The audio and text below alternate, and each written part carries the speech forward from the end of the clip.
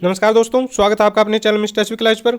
दोस्तों, कौशल रोजगार निगम से जुड़ा हुआ बहुत ही महत्वपूर्ण एक नोटिफिकेशन सामने आया है। देख लीजिए, इसमें कौशल रोजगार निगम के जॉब रोल के बारे में विस्तृत रूप से बताया गया है कि सरकार क्या चाहती है, कर्मचारी किस तरह से जो है अपनी पक्की नौकरी का दावा न कर सके या फिर समान काम समान वेतन का दावा न कर सके। कुछ इस तरह के जो नियम बनाने हैं, भाई कोई कोर्ट केस न हो, उस पर दावा न किया जा सके, तो इस तरह की जो चीज़ें हैं उनको लेकर एक नोटिफिकेशन जारी किया गया है फाइनेंस डिपार्टमेंट के द्वारा। देख लीजिए, यहाँ पर थोड़ा विस्तार से आप लोगों को बताने की कोशिश करूंगा जो मुख्य मुख्य पॉइंट हैं, ठीक है, क्योंकि जो लेटर है ज़्यादा लंबा है, इसलिए मुख्य पॉइंटों पर ही ध्यान रहेगा। तो फाइनेंस डिपार्टमेंट की तरफ से एस्टेब्लिशमेंट ऑफ हरियाणा कौशल रोजगार निगम, क्रिएशन ऑफ जॉब रोल, यानी कि जॉब रोल स्थापित करते समय किस चीज़ का ध्यान रखना है, एस्टेब्लिश करते समय यानी कि स्थापित करते समय किस चीज़ का ध्यान रखना है, यहाँ पर ये बात क्लियर की गई है।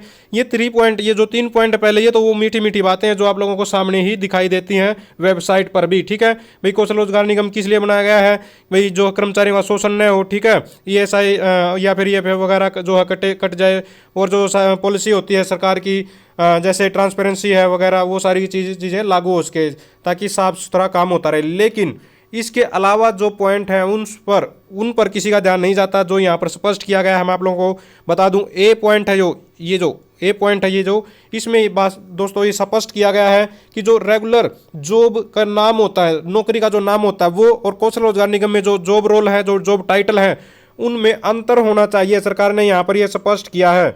क्यों अंतर होना चाहिए, ताकि वो जो लोग हैं वो इक्वल पे और इक्वल वर्क का जो दोस्तों दावा न कर सके। यहाँ पर ये चीज़ बताई, equal pay for equal work, ठीक है।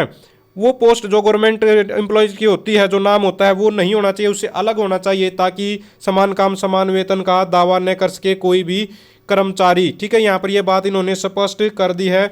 रूल ऐसे ही बनाए गए हैं ताकि भविष्य में कोई परेशानी न आए, चाहे वो आउटसोर्सिंग पॉलिसी 1 का कर्मचारी है या फिर आउटसोर्सिंग पॉलिसी 2 का कर्मचारी है। इस बात का ध्यान रखना है सरकार को नियम बनाते समय, ताकि भविष्य में कोई कर्मचारी दावा न कर सके। तो बड़ी बात दोस्तों यहाँ पर इस तरह की जो चीज़ें हैं वो सामने निकल कर आ रही हैं। कर्मचारियों को सिर्फ क्या मानना है, स्किल्ड और सेमी स्किल्ड कर्मचारी ही मानना है कौशल रोजगार निगम के कर्मचारियों को, इसके अलावा और कुछ नहीं मानना है। यहाँ पर यह बात स्पष्ट की गई है। आगे देखिए, आगे क्या कहा गया है नेक्स्ट पेज पर। इस बी पॉइंट में दोस्तों ये बात स्पष्ट की गई है। यहाँ पर देखिए, इसमें तो ये बात बोली गई है, सुनिश्चित करना है कि कोई भी कर्मचारी रेगुलरिटी का जो है दावा न कर सके। जो DDO है डिपार्टमेंट के, वो अपना जो है कर्मचारी की जो डिटेल है उसको अपलोड करते समय, यहाँ पर ये बताया DDO are uploading relevant data, ठीक है। तो उनको टेक केयर टू इंश्योर, यानी कि ध्यान रखना है कि इस तरह का कोई भी कंडीशन या फिर इस तरह की कोई भी रूल रेगुलेशन न हो, वहाँ पर सुनिश्चित करें कि वो कर्मचारी भविष्य में कोर्ट केस कर सके। देखिए, कोर्ट केस का हवाला भी दे रखा है। इस तरह की इन साथियों ने कोर्ट केस कर रखा है, जैसे उमा देवी को जो केस है, योगेश त्यागी केस है, ठीक है। इस तरह के केस है जो रेगुलर करने के या फिर अन्य तरह के जो केस है वो न हो सकें, ठीक है। अगर इस तरह के कोई केस आते हैं तो जो है हरियाणा कौशल रोजगार निगम दोस्तों क्या है, अपनी जो है लीगल सर्विस से सेवा ले इस तरह की उनको सुझाव भी दिया गया है, ठीक है। यहाँ पर भी ये बात बोली गई है। Further any claim for against the additional allowance, यानी कि भविष्य में कोई एडिशनल अतिरिक्त भत्ते का, ठीक है, पे कमीशन, जो महंगाई भत्ते वगैरह जो बढ़ते हैं, पे कमीशन, 6 पे कमीशन, 7 पे कमीशन, इस तरह के जो लागू होते हैं सरकारी कर्मचारियों पर, उनका दावा न कर सके, ऐसी नियम दोस्तों बनाने हैं। पहले ही ये चीज़ क्लियर कर दिया सरकार ने कौशल रोजगार निगम के कर्मचारियों के लिए, ताकि वो किसी भी प्रकार का न तो पक्का होने का दावा, न किसी अतिरिक्त भत्ते का, ठीक है, न पे कमीशन का कुछ दावा न कर सके। ऐसे रूल बनाने इनके लिए, ये बात बोली गई है। नेक्स्ट देखिए, अगले पॉइंट में यहाँ पर बताया गया है कि जो खजाना विभाग यानी कि जो वित्त विभाग है, उसने यहाँ पर ये बताया कि रेगुलर जो कर्मचारी हैं हरियाणा सरकार के, वो लगभग 3 लाख जो कर्मचारी हैं वो, ठीक है। तो उन 3 लाख कर्मचारियों की सैलरी भत्ते वगैरह मिलाकर 3,000 करोड़ रुपया खर्चा है, ठीक है। यहाँ पर ये स्पष्ट किया गया है भाई। तो ये ध्यान रखना है कि हरियाणा कौशल रोजगार निगम के कोई कर्मचारी जो है इस तरह के दावे न कर सके, ताकि जो है विभाग पर, यानी कि जो वित्त विभाग, उस पर अतिरिक्त कोई बोझ पड़ सके। ये बात यहाँ पर की गई है, ठीक है।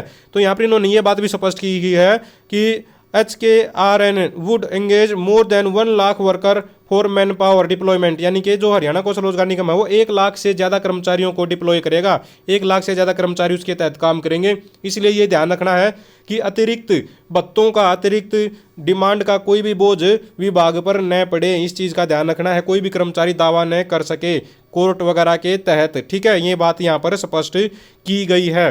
नेक्स्ट में देखिए यहाँ पर एक ये बात बहुत ही अजीब है।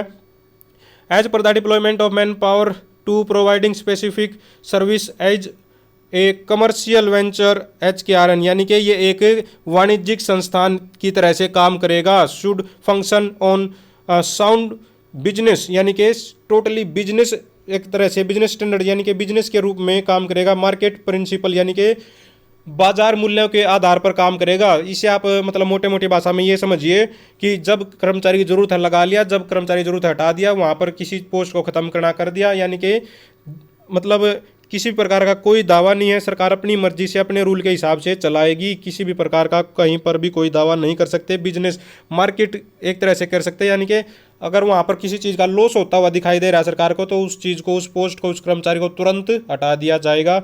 मार्केट के हिसाब से चलेगा। मार्केट कैसे चलती है? लाभ के आधार पर चलती है। जहाँ पर लाभ होता है वहाँ पर बिजनेस किया जाता है, जहाँ पर लाभ नहीं होता वहाँ पर बिजनेस नहीं किया जाता। कर्मचारी चाहे जिए चाहे मरे, कुछ भी हो। ठीक है, तो ये चीज़ें यहाँ पर बोली गई हैं।